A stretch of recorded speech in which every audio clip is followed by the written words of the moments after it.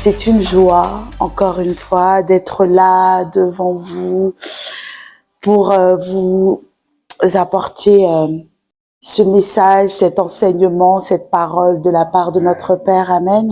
La semaine dernière, dimanche dernier, nous avons parlé de la lumière. Amen. Très beau message de notre Père par rapport à la lumière que nous sommes. Et nous allons continuer sur cette lancée. Amen. Toujours par rapport à la lumière. Et tout à l'heure, quand on priait ensemble pendant le moment d'adoration et on chantait le chant, notre Dieu est tout puissant. Et c'est vrai que quand on parle de la puissance de notre Père, on voit tout de suite le guerrier powerful. On voit souvent effectivement et il est appelé à tort ou à raison, on va dire, mais souvent le Dieu des armées. Mais je voulais dire que s'il y a une puissance, la plus grande puissance que notre Père a manifestée pour nous, c'est son amour. Amen. Amen. Et notre Père, il est puissant en amour. Il est très puissant en amour. Et c'est vraiment cette puissance-là qu'il voulait nous montrer. C'était pas la puissance de conduire une armée, de faire gagner Israël, comme on a connu, comme on a lu dans les écrits, dans l'Ancien Testament, mais la puissance que Christ est venu dévoiler, amen, c'était la puissance de l'amour du Père. Amen. Et c'est cette puissance, cette même puissance qui nous a donné. C'est pour ça que vraiment dans la parole, il est dit, il nous a donné le pouvoir de devenir enfants de Dieu. Nous avons ce pouvoir par son amour. Amen. Et nous avons cette puissance et nous avons cette même puissance. Et la puissance, amen, qui a en effet ressuscité Jésus des morts, c'est cette même puissance en fait qui vit en nous aujourd'hui. Amen. C'est cette même puissance que nous avons pour aller auprès des nations, pour porter cette bonne nouvelle, pour aller les éclairer. C'est cette même puissance, mais nous avons cette puissance par l'amour en fait que le Père nous a donné, nous a légué et qu'il a répandu dans notre cœur. Amen. Pour continuer en fait sur ce sujet concernant la lumière, que nous sommes la lumière du monde. Donc dimanche dernier, on a donc vu pourquoi on était la lumière du monde. C'était pas parce que nous avons accompli des bonnes choses, pas par nos œuvres, pas parce qu'effectivement nous avons dit de bonnes choses, pas parce que nous avons fait de bonnes choses, mais parce que notre Père est lumière. Amen. Et parce que notre Père est lumière, nous sommes lumière.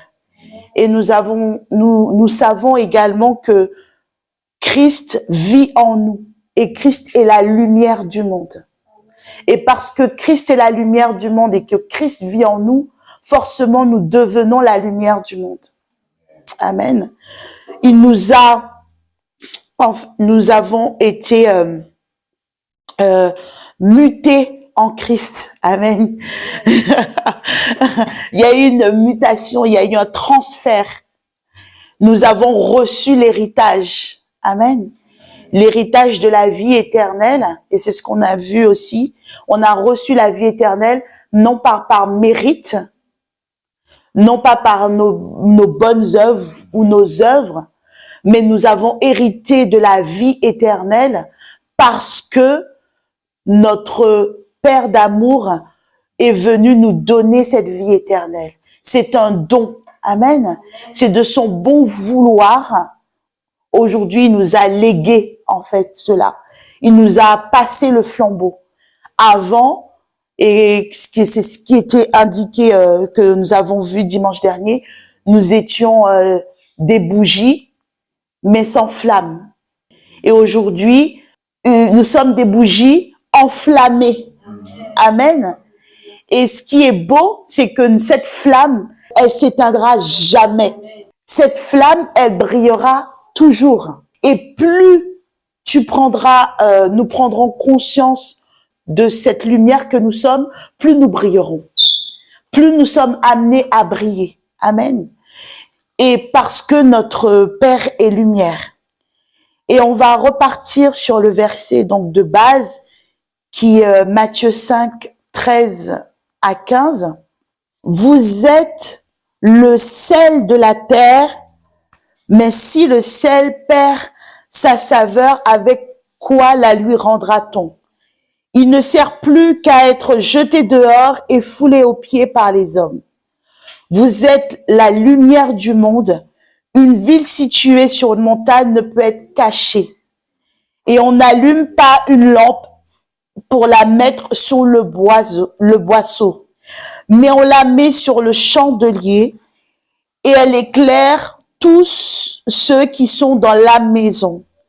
Que votre lumière luise ainsi devant les hommes, afin qu'ils voient vos bonnes œuvres et qu'ils glorifient votre Père qui est dans les cieux. Amen. Et nous avions vu également dimanche dernier que là, dans le dernier verset, il est dit que votre lumière luise ainsi devant les hommes, afin qu'ils voient vos bonnes œuvres.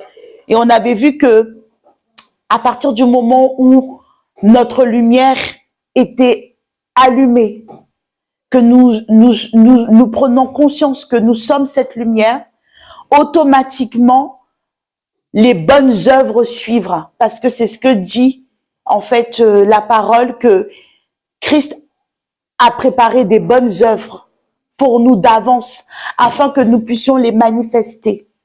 Et c'est vrai que l'erreur que nous faisions avant, c'est que nous pensions, en fait, que notre lumière allait briller parce que nous pratiquions de bonnes œuvres, mais pas parce que nous avions conscience de cette identité que nous avions déjà.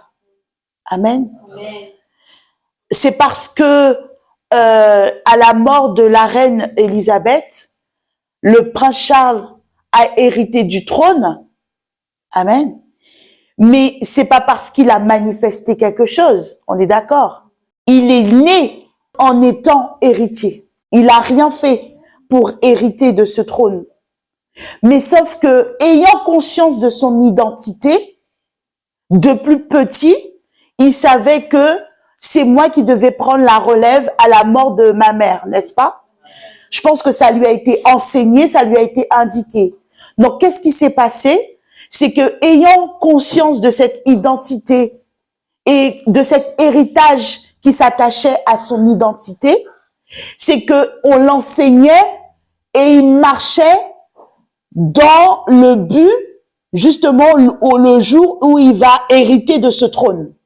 D'accord? Donc, il avait l'enseignement qui s'attachait à ça. Il avait les pratiques qui s'attachaient à ça. Mais pourquoi? Parce que son identité, parce que la base, c'est qu'il savait que, moi, je suis aujourd'hui prince, mais à la mort de ma mère, je vais hériter de ce trône. Donc, il y avait une phase de préparation. Et bien sûr, donc tout a été fait autour de ça. Donc, toute la vie du roi Charles aujourd'hui a été fait autour de ça. Du fait que bientôt tu vas hériter du trône. Donc, un roi marche comme ça.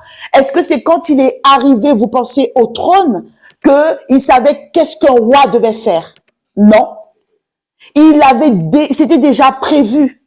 Il savait déjà que quand tu vas arriver sur le trône, un roi marche comme ça, un roi dit comme ça, un roi fait comme ça, un roi. Mais pourquoi? Parce que c'est les actions qui sont liées à son identité.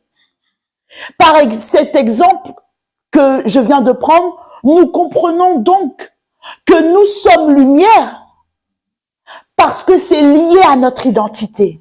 Nous sommes lumière parce que c'est lié en fait à l'héritage qui nous a été donné, à l'héritage qui nous a été cédé. Et nous avions vu dimanche dernier la parabole du bon samaritain, et on voit bien que le professeur, le docteur de la loi vient et il dit quoi?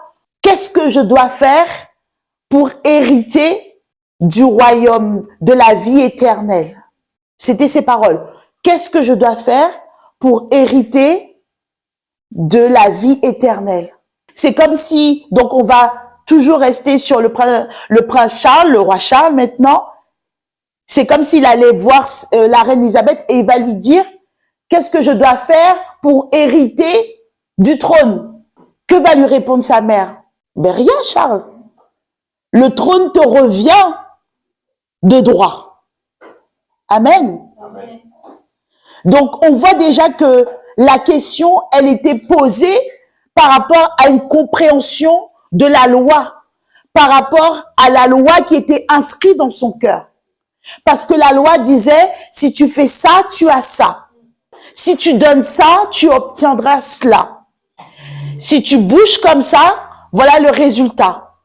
Alors que l'amour du Père s'est manifesté en Christ, de telle sorte que par Christ, nous savons qu'aujourd'hui, que ce n'est pas la loi qui nous permet d'hériter, mais c'est la grâce et l'amour de Dieu manifesté en Christ. Amen. Donc, à la question qui est posée, que dois-je faire pour hériter de la vie éternelle? Nous pouvons répondre, rien. Parce que c'est un don. C'est un don qui est gratuit. Pour nous, effectivement, aujourd'hui, par exemple, Charles, c'est parce qu'il sort de la lignée, en fait, donc, des rois, donc qu'il est roi aujourd'hui. Nous sommes de la lignée du Père, du Dieu tout-puissant en amour. Donc forcément, nous avons hérité de cette même capacité d'aimer. Et il est important de comprendre cela. Quand on dit que nous sommes la lumière du monde, il faut savoir qu'est-ce qu'on a hérité en Christ. Quel est notre héritage? Que comprend mon héritage? En fait, c'est surtout ça. C'est pas qu'est-ce que je dois faire pour avoir. C'est pas ça la bonne question. C'est pas qu'est-ce que je dois faire pour avoir la vie éternelle. Et nous voyons justement que beaucoup d'entre nous, beaucoup de chrétiens, on est en train encore de se poser cette question. Que dois-je faire pour hériter de la vie éternelle? Dans tous les écrits, toutes les méditations que nous sommes en train de faire tournent autour de que dois-je faire pour hériter de la vie éternelle? Notre marche, c'est que dois-je faire pour hériter de la vie éternelle? Et malheureusement, comme nous sommes dans cette démarche-là, nous passons à côté. Nous sommes à côté. Alors que la bonne question, c'est j'ai hérité de la vie éternelle. Et qu'est-ce que comprend mon héritage?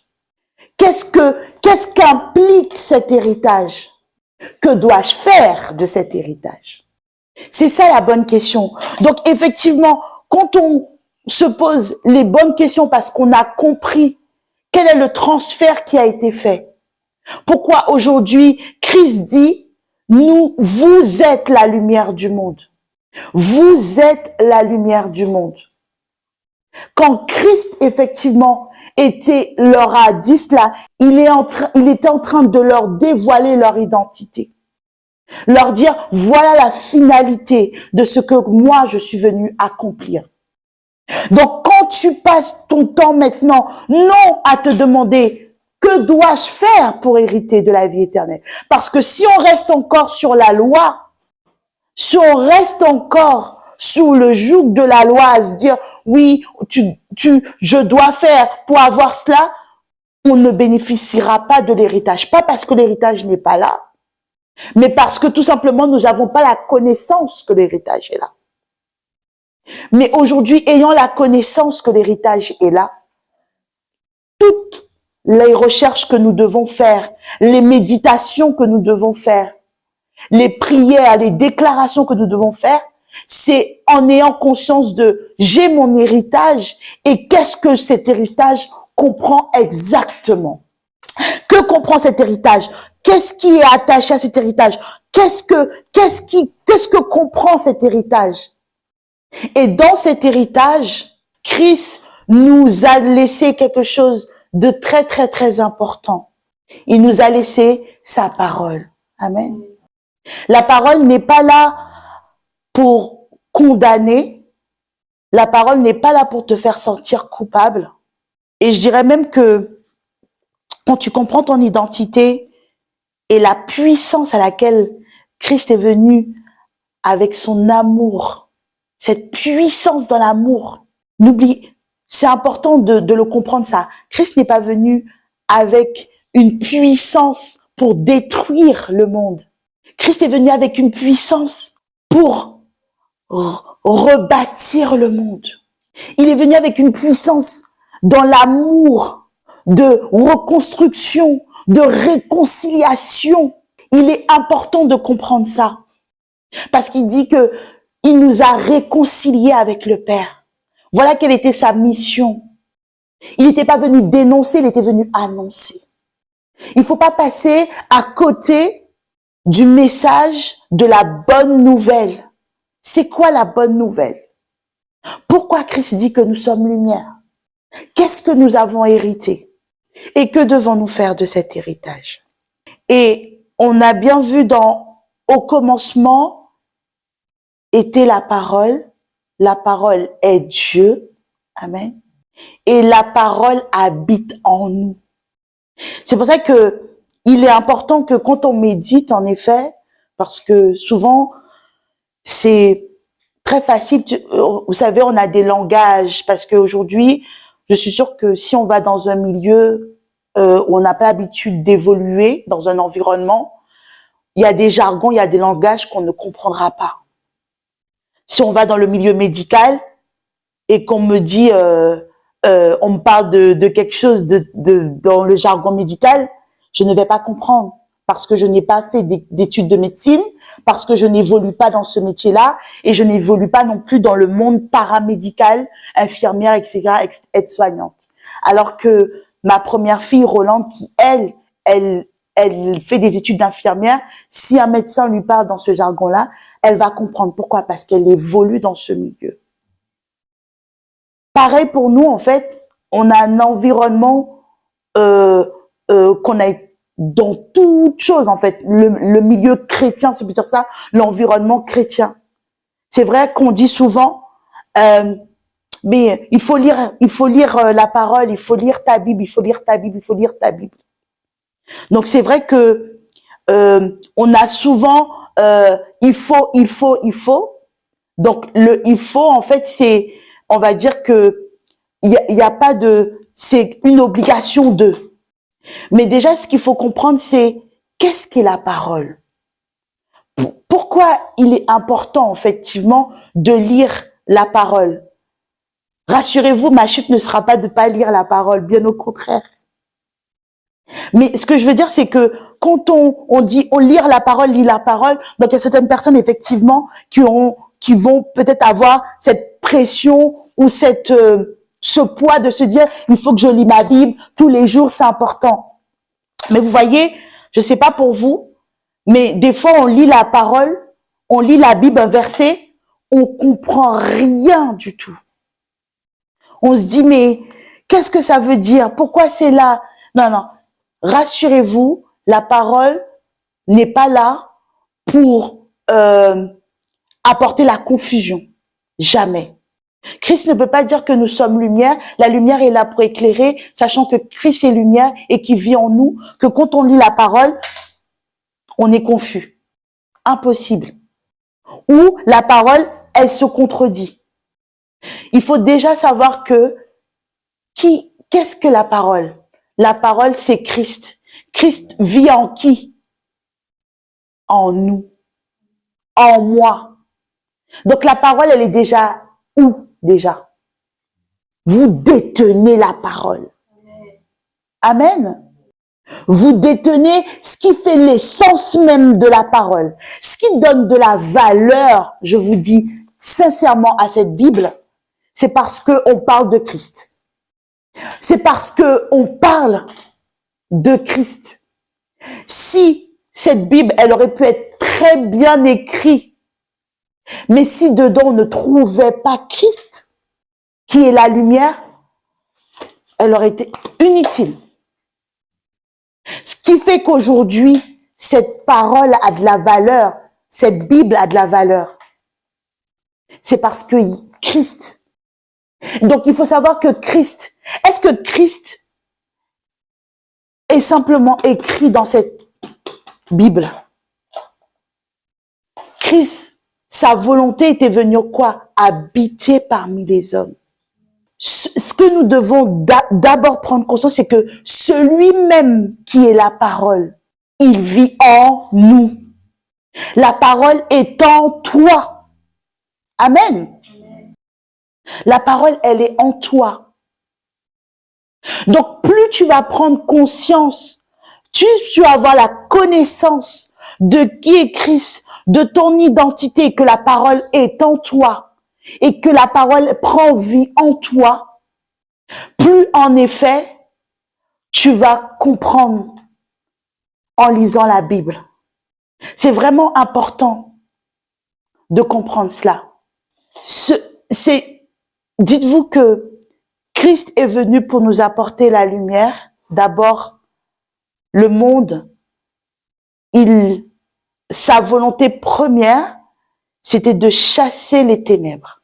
On le voit dans Genèse, quand il dit que la terre était informe et vide, et il y avait les ténèbres au-dessus. Et la première chose que le Père a apportée, c'était quoi? La lumière, pour éclairer. Donc, la première mission, principale mission que nous avons, c'est quoi? C'est d'éclairer.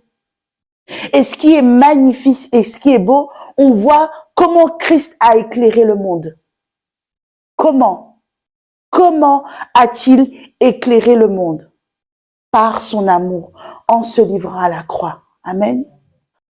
Et des fois, je fais l'exercice et on va reprendre Matthieu 5 et on va remplacer les mots par amour. Vous êtes l'amour de la terre. Et si l'amour perd sa saveur, avec quoi lui rendra-t-on? Vous êtes l'amour du monde. Une vie située sur une montagne ne peut être cachée.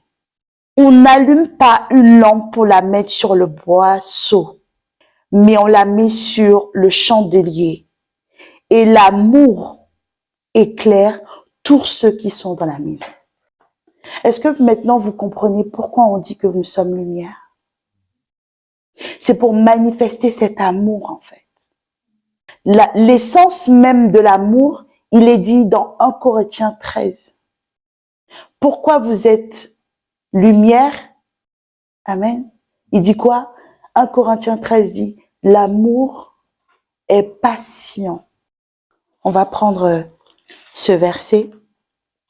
L'amour est patient, il est plein de bonté, l'amour n'est point envieux, l'amour ne se vante point, il ne sent point d'orgueil, l'amour ne fait rien de malhonnête, l'amour ne cherche point son intérêt, l'amour ne s'irrite point, l'amour ne soupçonne point le mal, l'amour ne se réjouit point de l'injustice, mais l'amour se réjouit de la vérité. Amen. L'amour excuse tout, l'amour croit tout, l'amour espère tout, l'amour supporte tout. L'amour ne périt jamais. Les prophéties seront abolies, les langues cesseront, la connaissance sera abolie. Car nous connaissons en partie, nous prophétisons en partie. Stop. Amen. Amen. Amen. Voilà pourquoi nous sommes appelés la lumière du monde. C'est pour éclairer à travers l'amour que Christ a manifesté. Et c'est comme ça qu'il a éclairé le monde. Amen. Il nous a éclairés pour que nous, à notre tour, nous puissions éclairer. Et par l'amour patient, plein de bonté. Et ce qui est beau, c'est que quand on regarde la première partie du verset, on parle beaucoup des œuvres en fait.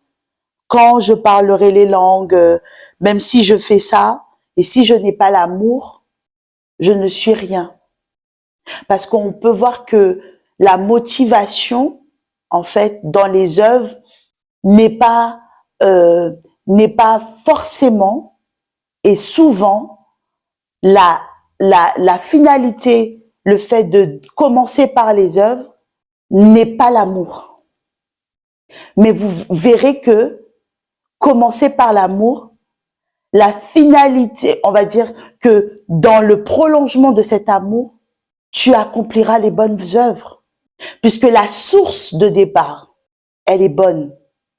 Il est très important de comprendre ça. Si tu veux éclairer, impacter, puisque c'est vraiment notre mission. Et ce que j'aime bien, c'est que c'est notre mission si nous le voulons bien. Il n'y a rien qui l'exige en fait. Parce que l'amour n'exige en rien. Mais la mission que nous avons d'éclairer, elle passe par l'amour. La base, c'est l'amour. Et c'est par amour que même quand tu verras que ton frère, et ce qui est beau dans le verset, en fait, il dit bien, il éclaire tous ceux qui sont dans la maison. Et ça, j'aime bien parce que c'est magnifique. Il nous fait comprendre que on est tous dans le même bateau, en fait. Il dit même pas, il éclaire ceux qui sont dehors. Non, il éclaire ceux qui sont dans la maison. C'est ton prochain. C'est le même que toi, en fait. La parabole du bon samaritain, il n'y a pas d'identité sur l'autre personne. On parle pas s'il était juif, s'il était musulman, s'il était chrétien, on parle pas de ça. On parle pas de sa nationalité. On parle pas de ça. Mais on dit que le bon samaritain, il est venu, et le bon samaritain, on connaît pas non plus, on sait juste qu'il vient de la Samarie. Et lui, quand il a vu cet homme en détresse, il a manifesté sa lumière. Amen. Amen. Il a manifesté sa lumière. Donc, nous devons aussi manifester cette lumière que nous avons à travers l'amour. Et vous verrez que on ne se verra pas au-dessus de l'autre, en fait. Parce que la leitmotiv de l'amour, c'est de faire du bien. Et en fait, on ne peut pas se mettre au-dessus de l'autre. Bien au contraire, quand on voit quelqu'un dans la détresse, quand on voit, on se dit pas, parce que c'est vrai que quand forcément on va avec les œuvres, on parlera avec les œuvres. Parce que quand on sait que nous, c'est attaché à notre identité et que nous n'avons rien fait pour mériter cela, quand on va voir une autre personne qui est dans la détresse, souvent, effectivement, on peut avoir cette idée, mais lui, il a fait quoi pour mériter ça? Comme la question qui avait été posée, mais pourquoi il est aveugle? Est-ce que c'est parce que son papa a péché, sa maman a péché? Qui a péché? On parle d'œuvre. Et qu'est-ce que Jésus va répondre? C'est pour que la gloire de Dieu puisse se manifester. Et la gloire de Dieu, c'est son amour. Ce qui est glorieux, c'est l'amour de Dieu. L'amour de Dieu est glorieux. Nous vivons tous les jours dans la gloire de Dieu. Pourquoi? Parce que nous avons l'amour de Dieu. Il n'y a pas plus puissant, il n'y a pas plus powerful, comme disent les Anglais. Il n'y a pas plus excellent, il n'y a pas plus parfait que l'amour de Dieu. Il n'y a pas plus glorieux. Quand on parle de la gloire de Dieu, c'est vrai qu'on a tendance effectivement à voir des tonnerres, des éclairs, des choses, la terre trembler, glorieux, tout. Ce qui est glorieux, c'est l'amour de Dieu. C'est le fait que tous ont péché, sont privés de lui. Et que lui, il n'a pas regardé à notre situation, mais il est venu nous montrer le chemin. Il n'est pas resté sur son trône à nous dire, faites ci, faites ça. Ok, si vous m'écoutez pas, vous serez punis. Non, lui-même, il est venu nous montrer l'exemple. Lui-même, il est venu nous montrer l'exemple pour nous dire, voilà effectivement ce que j'appelle à créer cette nouvelle génération que nous sommes en Christ. Donc effectivement, quand on va voir les prochains, ceux qui ne sont pas encore éclairés, ceux effectivement qui sont dans les ténèbres, Notre leitmotiv, c'est l'amour. Ce qu'on voudra, c'est simplement les éclairer afin que eux puissent à leur tour aller éclairer, que eux ils puissent recevoir cet héritage qui leur appartient. Ce qui est magnifique, c'est que je peux vous dire, c'est que il y a autant d'héritage. L'héritage est autant pour chaque humain. Ne pensez pas qu'il y a une personne qui est condamnée, mais le Père aime tout le monde, tout un chacun individuellement. Et c'est ça, et en fait, c'est ça notre mission. L'amour n'est pas là pour dénigrer ou pour regarder de haut et dire, bah moi, j'ai reçu, c'est bon, moi, parce que on a compris certaines choses, et ben forcément, les autres, en fait, on les met de côté. Mais justement, on se dit non, l'autre a aussi besoin d'être éclairé, de savoir son identité. En général, automatiquement, on aime partager les bons plans. Si j'ai un bon plan, j'ai été quelque part et que finalement, j'ai acheté 2 bouteilles d'eau et que le 3e est gratuit, qu'est-ce que je vais faire? J'ai appelé Kathleen, je vais dire, Kathleen, tu vas dans tel endroit, tu verras que voici le bon plan. On va pas se dire, ah ben, moi, normal, je me suis levée pour aller au supermarché, si j'ai vu le bon plan, c'est moi qui ai fait que. Non. Je veux dire que je me serais levée ou pas pour aller au supermarché, le bon plan, il aurait été là. Et c'est en cela, effectivement, que nous devons éclairer, être la lumière de ce monde. Dire à l'autre, non, je ne suis pas au-dessus de toi. C'est parce qu'aujourd'hui, nous avons la connaissance de notre identité, qu'on se dise, l'autre qui n'a pas encore la connaissance de son identité, il est en dessous de nous. Bien au contraire. Éclairons-nous les uns les autres. Soyons la lumière des uns et des autres. Aimons-nous les uns les autres. Pas parce que nous pensons être l'amour, mais parce que tout simplement, nous avons pleinement l'amour de Christ en nous. C'est de ça que nous devons prendre conscience, que nous sommes la lumière parce que Christ vit en nous, nous avons l'amour parce que Christ vit en nous, qu'il l'a répandu en nous. Quand nous prenons conscience de cela, à travers la méditation, ce qu'on doit lire, c'est, vous savez, souvent il y a des super-héros qui ont des lunettes, voir avec les lunettes et sans lunettes, c'est pas pareil. Maintenant, quand nous lisons la parole, quand nous prenons le temps de méditer, mettons tous les jours les lunettes de notre identité à travers Christ, que l'autre a besoin aussi d'être éclairé, qu'il a besoin de connaître cette bonne nouvelle, qu'il a besoin qu'on prenne le temps de l'écouter. Et puis plus nous allons manifester cet amour, plus effectivement, et c'est ce qui est beau en fait, c'est que en fait, nous a été donné en abondance. C'est que plus nous manifestons, plus nous avons de quoi manifester. Donc voilà le message que j'avais pour vous aujourd'hui. Que le Seigneur vous bénisse.